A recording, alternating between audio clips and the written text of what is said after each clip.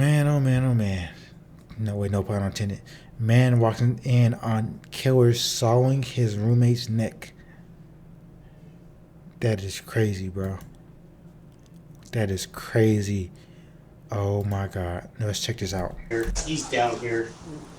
It's bad. Oh Jesus. Okay. Let's take a peek. I can change it. My fault. Change screen. He's running down the streets. He had a knife that way? and everything. He's got puncture wounds all over the place too. And so I'm like, oh, here's a young retard Hitler. If someone is trying to start a new worldwide cult, I will eliminate that person. On March 10th, 2020, officers with the Idaho What? Gang, what? What did you say, brother? Falls Police Department are called to a home after one of the residents witnesses a bone-chilling crime. As investigators... Are you serious, brother? A bone-chilling crime? Are you serious? This man is crazy. This narrator is crazy. plunge into a case brimming with appalling discoveries and a suspect on the run. They encounter a twisted tale of cultish accusations and mental disorders. However, nothing prepares them for the twisted motive they will uncover at the end of this heinous crime. On a chilly evening, 31-year-old Aaron makes an urgent 911 call when he encounters a horrifying scene. The following videos have never been seen or heard before. 911, where's your emergency? This guy named Douglas, he just killed Hans. I don't know what his name is. His last name, Hans.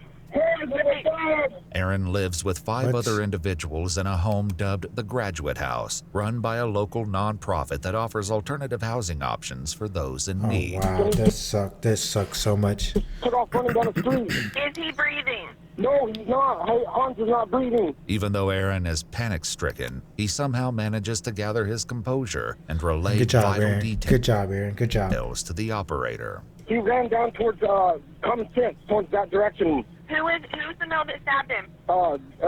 Douglas Taylor. And you said he does have a knife? Yes, he does have a knife. He just killed him. Is he on the ground? He's on the ground. Hans is on the ground. He just cut his neck with a knife, man. Is he lit? Okay, let's start CPR. You're gonna I don't know. He's dead. He's dead. He's blue. He's completely blue. His neck is neck is cut. That's so sad. Over here. As officers arrive and move quickly to secure the scene, they find Aaron outside. Bro, what is operator? Did he not hear that he just said that he's dead? Like, did she just not hear him say that? All right, like, I guess it's their job to keep him calm, but come on, you gotta kind of. No, I don't know. Maybe just me. While the victim is bleeding out inside on the kitchen floor. He's down here. It's bad. Oh man, so sad. R.P. to Hans.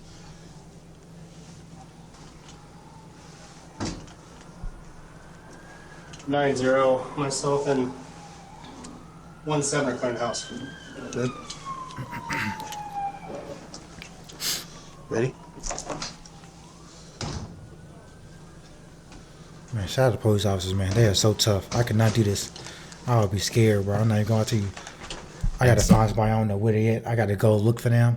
No, again. Inside the house, officers Kelly and Picard find the lifeless body of 51-year-old Herman Hans Warland lying in a pool of blood. We got back door.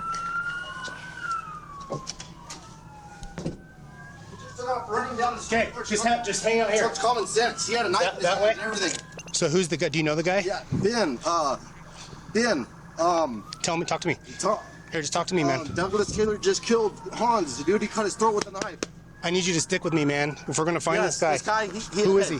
His name is Douglas Taylor. He has brown hair. It goes over his eyes, and he has he's wearing a brown jacket and a brown pants with brown boots. Good communication. Good comms. He ran off towards Common Sense with a knife. Okay. I woke up. I was asleep. I heard him fighting. He goes, "No, stop, please." And that's all I heard. I came upstairs and he was laying on the floor with blood all over him.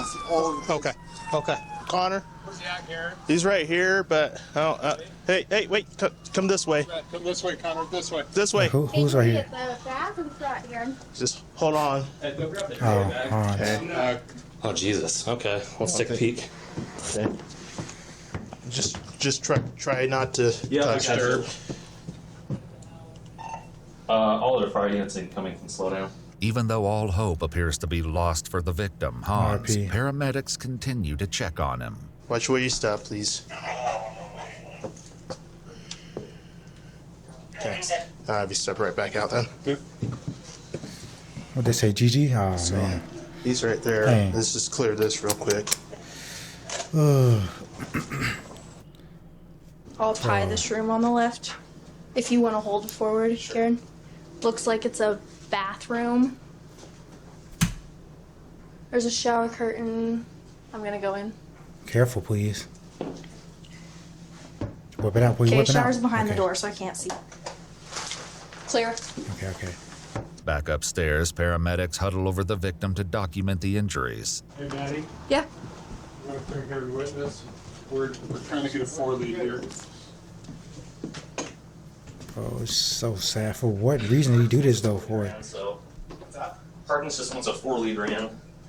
So just so, he's got puncture wounds all over the place too. Is he? Yeah. Oh God, please. What's up? It's working. Oh, it's working. Oh, he's alive? Doing the whole deal?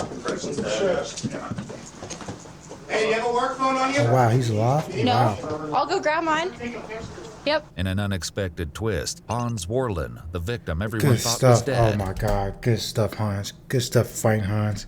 has a pulse. As officers hurry to photograph the crime scene, paramedics act swiftly in a desperate effort to save the victim's life. Kieran, I have to start taking pictures quick, dude. Dispatch, maybe one. Oh, my God, bro. This is crazy. Call her advise we have a full trauma activation. We have an estimated 35-year-old male, cardiac arrest. He is in PEA. What's PEA? What's it stand for? Chet, I think we just move him and just get him out of here. I think it's our best bet. I'm going to keep talking to this guy real quick. It's good. You want to Towels on the... logistically organize them? It's coming out of the back of his head. Dude, it's friggin' God damn it. Dude, I don't know. Holy keep going, keep cranking, keep cranking. Yeah. Oh, God damn it. I hope he make it. I hope he make it. I hope he makes it. You gonna skitch me out, Jeff? In order to save precious seconds, paramedics improvise their plans to get Hans into the ambulance as quickly as possible. Well, Jeff, we don't have to worry about the Tom Hater subs. Yeah, no, we're doing good. What are you about to do? What are you about to... Top right. Okay, we're all set. Chip, now see this for back to the side of his neck. It's pumping blood out, bud. Pumping it. All right, So they... let's just roll. So they... What does the pump thing do? Are they trying to pump blood back into him? Like, what? I'm confused. Oh, the clock, too. There you go. Pull that arm. That arm. Let's get it squared up a little bit. What changed? He's got rhythm or what? Yeah, he's in PEA, dude. Okay. Boys, you ready? Okay. It's gonna drag. Yep. Dude, bro, it's scary that this is what paramedics and police have to go through basically every single day, man. Stuff like this is crazy, man. Crazy, man. That's why that's why I always give like them the benefit of the doubt, because they have the hardest jobs in the world. Damn firefighters, SWAT teams, bro. They got to do this crazy stuff, bro. This is crazy. This is crazy that a normal human being cannot manage to take. Don't know what to do in this situation. Like, they had to go to years of training for this stuff, man. His legs It's crazy. up south. Get him up. All right. Watch his hands. I know I'm trying to clock me.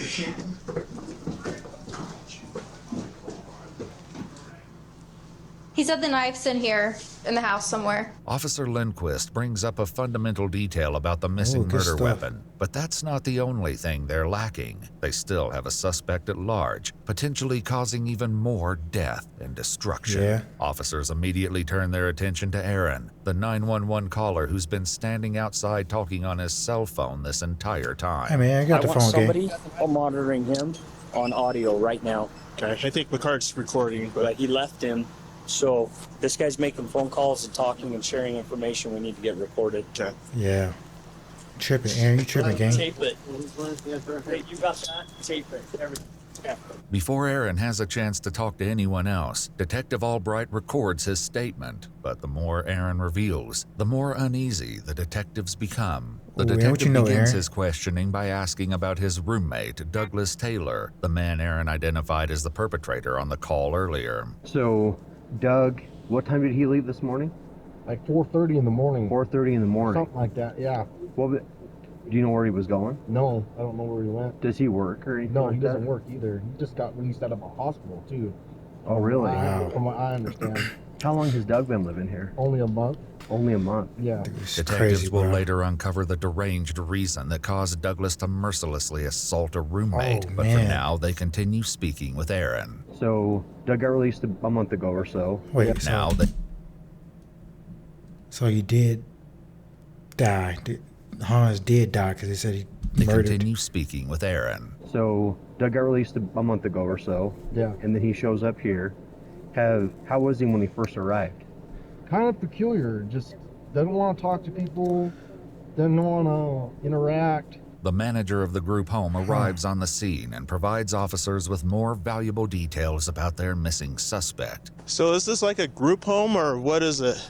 Yes, we own 3 of them. We got Andre's house, we got the lady's house, and this is our graduate house. Okay. Most of the guys here had come through. We actually allowed Douglas to come straight from Blackfoot South to come in here. He was supposed to be all right. He was attending counseling at RHS, and I was by here 3 times yesterday, and I didn't see nothing different in the kid. I talked to him, and That's all so of a sudden, sad, and bro. Hunts never did anything to anybody. Right. I mean, that kid was just, that's as docile as he wanted to be, man. Blackfoot South is a state hospital specializing Okay. in mental I thought it was health a street. located approximately 30 miles south Dang, of 30 Idaho miles? Falls. While the reasons for Douglas's treatment remain unknown, it gave an insight into his possible mental health concerns. Had he been normal kind of before that, for like the first 2 weeks he was here? No, not really. It's kind of like strange, off to himself, talks to himself. So he's been talking to himself ever since he got here? Yeah, ever since he got here. But he started laughing to himself recently. Oh my God! No, I couldn't stay there, man. That dude was laughing to himself recently. No, I wouldn't have left, gang. I wouldn't have left. I would have been better off staying on the street or something, bro. I can't trust that man, bro. My roommate just randomly laughing to himself.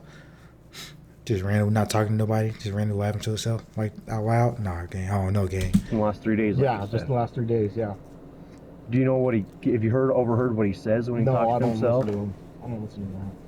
What about when he's laughing? Does he say anything specifically? No, he just mutters stuff that you can't hear. What Aaron recounts Nah, next gang, will leave nah. no doubt as to the manic brutality of the events. That's when I heard them scuffling or fighting upstairs, and I ran upstairs.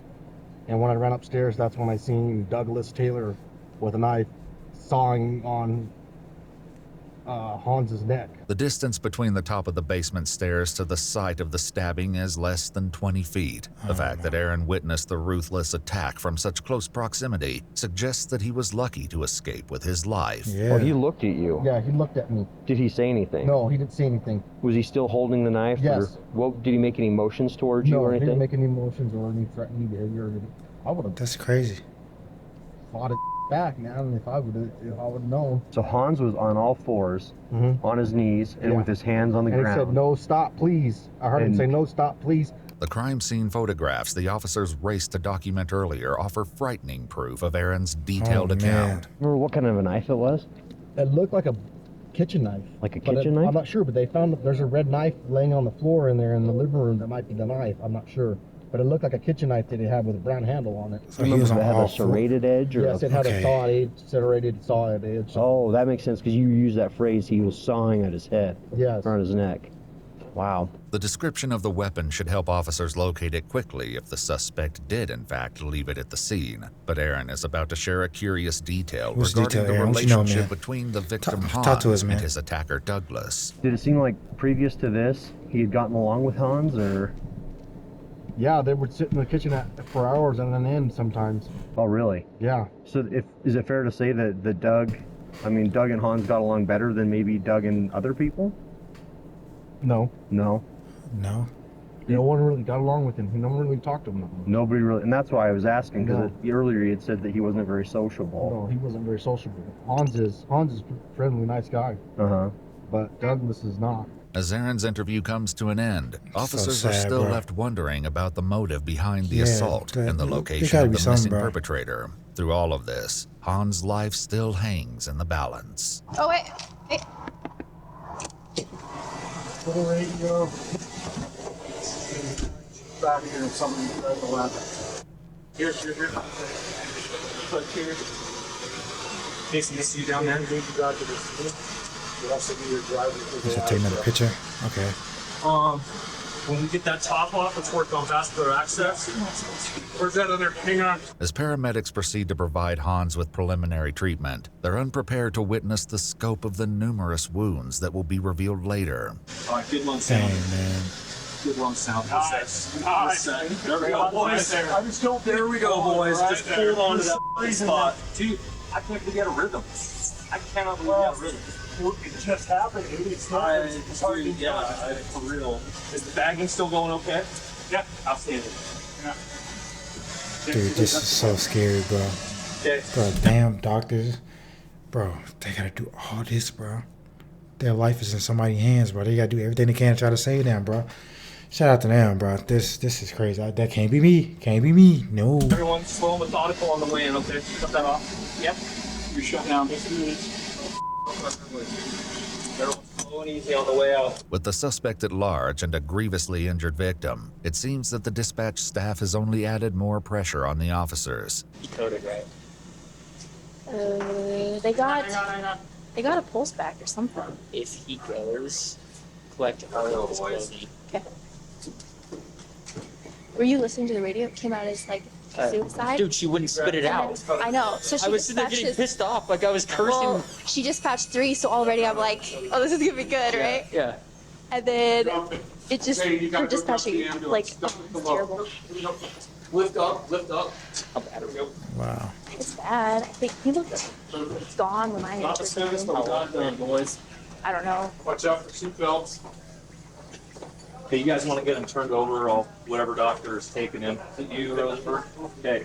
It's a doe. He's got his left to his Dude, left spotted. bro. This is Straight nah, gang. He's got multiple Yo, separate these are stabs. tough human beings. They worked him because he's PA. They gotta work fast too. Make sure that one on the left line quick on there.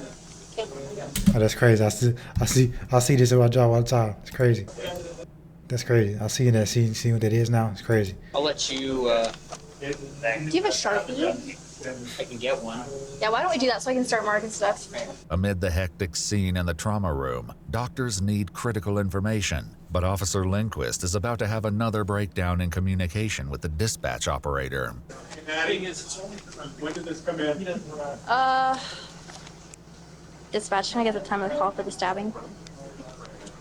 They'll tell me to say 2-2. Can I get time of call for the hospital? You mean the time that you were on scene there, or the time that we notified him of the call? The time the call came out. Are you on main? Yes. Charlie, I don't know how hard it is for anybody to look at the time the call came out and tell me that. Well, you didn't go across that thing. 2-2. Any unit with a computer in front of them, can you please advise the time the call came out? The hospital needs that. 2-2. The call came in at 22:25, and I'm not sure what other time you're asking for. It was 22:25. Bro, these dispatches suck, man. Charlie hates. She does. But she also. This has been ID or nothing on this stuff? Nope. It's been pretty stressful. Miscommunications notwithstanding, doctors learned that the call came in 43 minutes prior to the time relayed by the dispatch operator. As the medical team Bro, does she need everything to get fired then, right? Don't she need to get fired then for that? For saying the wrong time? Am I tweaking for that or not? can to save People Han's suck at their life. jobs, man. At the house, officers gathered outside and discussed their impressions of the crime scene and the possible location of their suspect. Did you go inside at all? Me? Yeah. Pretty bloody. Yeah, he was bleeding out all over the kitchen floor. So you did? He looked dead to us. We didn't go any closer to him. We cleared the top floor, and then we backed out. While officers might have secured the scene, it is clear that they need to quickly widen their search if they hope to have any possibility of catching the suspect. So when we're clear this smell, we're going to be, correction, I'm going to be canvassing the businesses east of the canal. Adjacent to this canal sits a large shopping center where officers will make an unexpected discovery. He's gonna be there? 4. It looks like there's somebody sitting right next to the stores to your west. 278 or suspects over here on the back of Albertsons. Officers converge behind the Albertsons, approximately 3/4 of a mile from the crime scene, and find their suspect sitting against the east side of the building. When officers ask what his name is, he replies, Douglas Taylor. Yeah, but it's got blood on his hands. Oh yeah, pack him up. The weapon. They said the weapon he left there. 9041. Your suspect is saying the knife is there in the house still. The suspect is saying that the knife is still in the house. Even though Aaron originally reported that he saw Douglas fleeing from the crime scene holding a weapon, detectives identify a blood-soaked knife lying on the floor in the living room and get Douglas to the station without incident. All right, step in there, go ahead, take a seat. Throughout his detainment, Douglas has appeared eerily calm and cooperative, but to get a full picture of the savage attack, detectives need to interview him. However, even seasoned detectives are not prepared to deal with the suspect as unsettling as this one. You're trying to order for him, bro. What's wrong with this dude, bro? There. You want some water? Yeah, I do want water. There you go. After reading him his Miranda rights, Detective Schwicht cuts straight to the chase. Can you tell me what happened tonight from your side of things? I'm the one who did it. Okay. Can you tell me why? What happened tonight? I'm not sure how to explain why I did it. Within the What you first mean? few minutes What? of the interview, Douglas confesses to the attack. However, the motive behind his actions will remain a mystery that investigators have yet to resolve. I don't know no how way, to bro. explain it using regular terminology. Okay. In your own words is fine. I'll ask questions if the things I don't understand. I was thinking that probably something happened tonight, or maybe it's an ongoing issue that got you really mad. I wasn't angry. Okay. I have a system of metaphysics which would give you some insight into why. Can you explain a little bit? Can you just explain to us what exactly happened? I brutally stabbed to death that man in the kitchen. It should be noted that Right, Douglas though. doesn't know that Hans still clings to life and casually reveals a morbid series of events. Based on what happens later, everything he says will be called into question. You said it should have resulted in death. If he survives and pulls through, is that going to be a problem for you, or There was no chance of survival. Bro, why does nigga talk like an anime villain, bro? What's wrong with these dudes, bro? did you make absolutely certain that the way you stabbed him was definitely going to kill him? Where did you stab him on his body? Because I haven't seen this guy. Oh, I slit his neck open. He should have bled out completely. Did you stab him more than once? Yeah. Were you really mad at him? No. You just did it for fun? Sorry, I guess I asked you that before.